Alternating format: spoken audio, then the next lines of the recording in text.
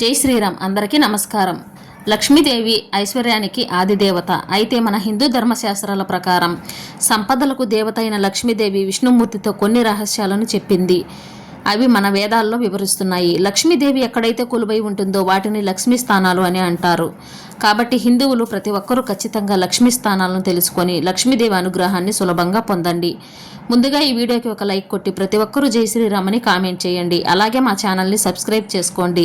స్త్రీలను లక్ష్మీదేవి రూపంగా భావిస్తారు. కాబట్టి వివాహమైన ఆడవారు చక్కగా అలంకరించుకొని మంచి వస్త్రాలను ధరించి ప్రతిరోజు కుంకుమ బొట్టు పెట్టుకుంటే అలాంటి ఇళ్లలో నేను తిష్ట వేసుకొని కూర్చుంటానని లక్ష్మీదేవి విష్ణువుతో వివరించింది. ఆడవారు పాపిట్లలో లక్ష్మీదేవి కొలువై ఉంటుంది. కాబట్టి వివాహమైన ఆడవారు తప్పనిసరిగా ప్రతిరోజు కుంకుమ బొట్టు పెట్టుకుంటే మీ ఇంట్లో ఐశ్వర్యానికి లోటు లేకుండా ఉంటుంది. ఇక తులసి మొక్కను సాక్షాత్తు లక్ష్మీ స్వరూపంగా విష్ణు స్వరూపంగా భావిస్తారు. కాబట్టి ప్రతి ఒక్కరూ ఇంటి గుమ్మం ముందు తప్పనిసరిగా తులసి కోట ఉండాలి. ప్రతినిత్యం తులసిని పూజించాలని పండితులు అంటున్నారు. తులసి మొక్క ఉన్న ఇండ్లలో సమస్త దేవతలు కొలువై ఉంటారు. ఆ ఇంట్లో పేదరికం తొలగిపోయి అష్టైశ్వర్యాలు వృద్ధి చెందుతాయి. ఇక మన హిందూ పురాణాల్లో గోమాతకు చాలా ప్రాముఖ్యత ఉంది. గోవును అష్టైశ్వర్యాల స్వరూపినిగా లక్ష్మీదేవి నివాసంగా భావిస్తారు.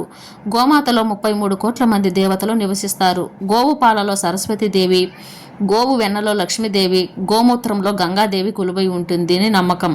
కాబట్టి గోవును పూజించడం, గోవుకు ఆహారం అందించడం వల్ల సమస్త దేవతల అనుగ్రహంతో ధనధాన్యాలకు కొరత ఏర్పడకుండా మీ కుటుంబానికి సకల శుభాలు కలుగుతాయని వాస్తుశాస్త్రం ప్రకారం మన ఇంటి ప్రధాన ద్వారానికి ఎంతో విశిష్టత ఉంటుంది. ఇంటి ద్వారాన్ని అదృష్ట ద్వారంగా కూడా పోలుస్తారు. ఇంటి గడపని లక్ష్మీ రూపంగా భావిస్తారు. ఎందుకంటే మన ఇంటి ప్రధాన ద్వారం గుండానే దేవతలు మన ఇంట్లోకి ప్రవేశిస్తారు. కాబట్టి ఇంటి గుమ్మంను ఎల్లప్పుడూ శుభ్రంగా ఉంచుకోవాలి. అలాగే ఇంటి గుమ్మానికి మామిడి తోరణాలు కట్టడం, గడపలకు పసుపు రాయడం చాలా శుభప్రదం. లక్ష్మీదేవికి అత్యంత ప్రీతికరమైన వాటిలో తామర పువ్వులు ఒకటి. తామర పూలతో లక్ష్మీదేవిని పూజించిన వారికి జీవితాంతం సకల సౌభాగ్యాలు కలుగుతాయి. అదేవిధంగా తామరకాడ ఒత్తులతో దీపారాధన చేస్తే లక్ష్మీ అనుగ్రహంతో మీ ఇంటికి విపరీతమైన ధన ప్రాప్తి కలుగుతుంది. ఇక ఎంతో పవిత్రమైన మన పూజ గదిలో దేవతలు తిరుగుతూ ఉంటారు. కాబట్టి పూజ గది ఎల్లప్పుడూ శుభ్రంగా ఉండాలి. పూజ గదిలో ఎండిపోయిన పువ్వులు ఉండకూడదు. మన పూజా మందిరంలో దైవారాధన జరిగే ప్రదేశంలో లక్ష్మీదేవి స్థిర నివాసం ఏర్పరచుకుంటుంది. కాబట్టి ప్రతిరోజు ఉదయం స్నానం చేసిన తర్వాత లక్ష్మీదేవికి నమస్కారం చేసుకుంటే ఎలాంటి ఆపదలు మీ ఇంటికి దరిచేరవు. సంపదలకు దేవత అయిన లక్ష్మీదేవికి తెల్లన వస్తువులు అంటే చాలా ప్రీతికరమైనవి. ముఖ్యంగా పాలు, పెరుగు, నెయ్యి, ఈ 3 వస్తువులు లక్ష్మీ కటాక్షానికి ప్రతీకలు. కాబట్టి ప్రతి శుక్రవారం లక్ష్మీదేవిని పూజించిన ఆవు నెయ్యితో దీపారాధన చేసి పాలతో చేసిన నైవేద్యాలను లక్ష్మీదేవికి సమర్పిస్తే మీ ఇంటిపై ఎల్లవేళలా లక్ష్మీదేవి అనుగ్రహం ఉంటుంది. మన జ్యోతిష శాస్త్రంలో బీరువాకు చాలా ప్రత్యేకమైన స్థానం ఉంది. కొన్ని ప్రాంతాల్లో బీరువాను లక్ష్మీదేవిగా భావించి బీరువాను పూజిస్తారు. కాబట్టి లక్ష్మీ స్వరూపమైన బీరువాను శుభ్రంగా ఉంచుకోవాలి.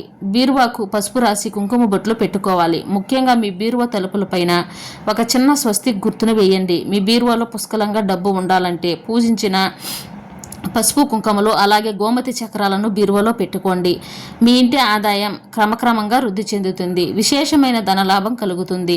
కుంకుమకు చాలా దైవశక్తి ఉంటుంది. కుంకుమ అంటేనే లక్ష్మీదేవి రూపం. అయితే ప్రతి ఒక్కరు పూజ గదిలో తప్పనిసరిగా కుంకుమ భరిణి ఉండాలి.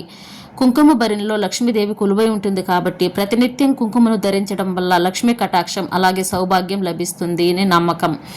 పాల సముద్రం నుండి లక్ష్మీదేవి ఉద్భవించింది. కాబట్టి లక్ష్మీదేవికి అత్యంత ప్రీతికరమైన వాటిలో పాలు ఒకటి. ఒక చిన్న లక్ష్మీదేవి విగ్రహాన్ని తెచ్చుకొని మీ పూజ గదిలో పెట్టుకొని ప్రతి శుక్రవారం పాలతో లక్ష్మీదేవికి అభిషేకం చేస్తే ఆ ఎంట కనక వర్షం కురుస్తుంది.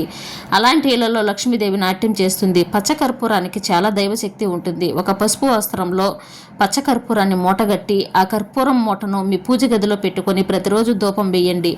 ఇలా నెల రోజులు చేస్తే డబ్బు కష్టాలు అలాగే అప్పుల సమస్యలన్నీ తీరిపోయి అదేవిధంగా ఏదైనా పౌర్ణమి నాడు మీ ఇంటి గుమ్మానికి పచ్చకర్పూరం కట్టుకుంటే మీ ఇంటి ఆదాయం పెరుగుతుంది. కర్పూరం పొడిని కుంకుమలో కలిపి ప్రతిరోజు బొట్టు పెట్టుకుంటే వెంకటేశ్వర స్వామి అనుగ్రహం కలుగుతుంది. హిందూ ధర్మంలో తమలపాకులకు చాలా విశిష్టత ఉంటుంది. తమలపాకు చివరిలో లక్ష్మీదేవి కొలువై ఉంటుంది. కాబట్టి ఇంట్లో పూజ చేసే సమయంలో తమలపాకుల మాలను లక్ష్మీదేవికి సమర్పిస్తే మీ పూజకు విశేషమైన పుణ్య ఫలితం కలుగుతుంది. అదేవిధంగా మీ ఇంటికి వచ్చిన ముత్తైదువులకు తాంబూలం సమర్పిస్తే మీ కుటుంబం మొత్తానికి మంచి జరుగుతుందని కొబ్బరికాయని స్త్రీ ఫలమని అంటారు. కొబ్బరికాయలో త్రిమూర్తులతో పాటు లక్ష్మీదేవి కూడా కొలువై ఉంటుంది. కాబట్టి ఇంట్లో దీపారాధన చేసేటప్పుడు లక్ష్మీదేవికి కొబ్బరికాయని సమర్పిస్తే మీ ఇల్లంతా సిరి సంపదలతో నిండిపోతుంది. లక్ష్మీదేవి స్వరూపమే అన్నపూర్ణాదేవి కాబట్టి లక్ష్మీదేవి నివసించే ముఖ్యమైన ప్రదేశాల్లో వంటగది ఒకటి.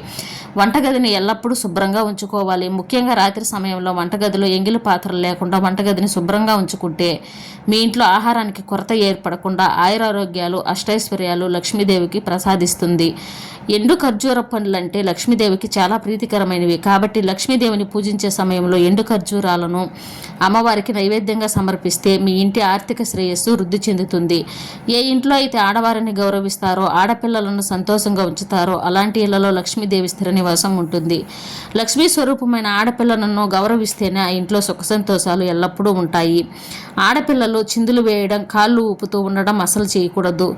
ఆడపిల్లలు కాళ్ళు ఊపితే మీ ఇంటికి దరిద్రం పడుతుంది. అలాగే ఆరోగ్యానికి కూడా మంచిది కాదు. జై శ్రీరామ్.